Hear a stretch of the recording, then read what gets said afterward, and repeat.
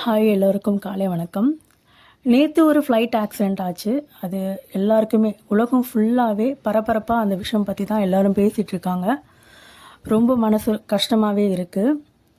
இந்த உலகம் எதை நோக்கி போயிட்டுருக்கு, எதுவுமே ப்ராப்பராக இல்லாமல் ஒரு விஷயமும் கரெக்டாக, அதாவது ஒரு டிரைவிங்கை பொறுத்த வரைக்கும் நம்மளை நம்பி நம்ம கூட வராங்க, ட்ராவல் பண்ணுறாங்க அப்படின்னா சேஃபாக அவங்கள கூப்பிட்டு போகணும் அப்படின்றது நான் ஒவ்வொருத்தரோடையும் கடமை. ஒருத்தவங்க பைக் ஓட்டுறாங்க அப்படின்னா நமக்கு பின்னாடி ஒருத்தவங்க உட்காண்ட்ருக்காங்க அப்படின்னா அவங்கள சேஃபாக கூப்பிட்டு போக வேண்டியது நம்மளோட கடமை. அந்த மாதிரி தான் ஒவ்வொரு விஷயமே, ஒரு ட்ரெயினாக இருக்கட்டும், ஒரு காராக இருக்கட்டும், ஒரு பஸ்ஸாக இருக்கட்டும், ஒரு ஃப்ளைட்டாக இருக்கட்டும், எல்லாமே சரி. ஒருத்தரை நம்பி தான் நம்ம அந்த வண்டியில் நம்ம ட்ராவல் பண்ணுறோம். அது போட்டோம்.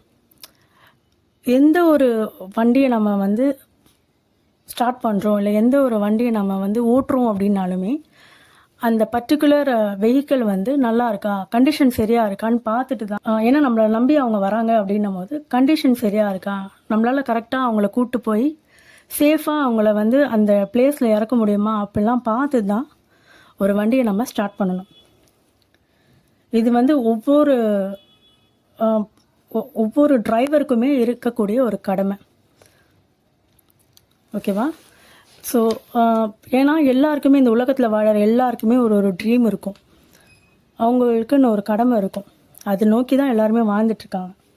அப்படி இருக்கும்போது நேற்று நடந்த அகமதாபாத்லேருந்து லண்டனுக்கு போகிற ஒரு ஃப்ளைட்டு ஸ்டார்ட் ஆகி ஒரே நிமிஷத்தில் ஆக்சிடெண்ட் ஆகி அதில் 241 பேர் இறந்துட்டாங்க. அதில் ஒருத்தர் மட்டும் தான் உயிர் தப்பிச்சிட்டாரு. அதில் மொத்தம் 230 பயணிகள், 10 பணியாளர்கள், அப்புறம் 2 விமானிகள் இருந்திருக்காங்க. அந்த 2 விமானிகளுமே ரொம்ப ஸ்கில்டு பர்சன். ரொம்ப அவங்களுக்கு நல்லாவே அவங்களுக்கு வண்டி ஓட்ட தெரியும்.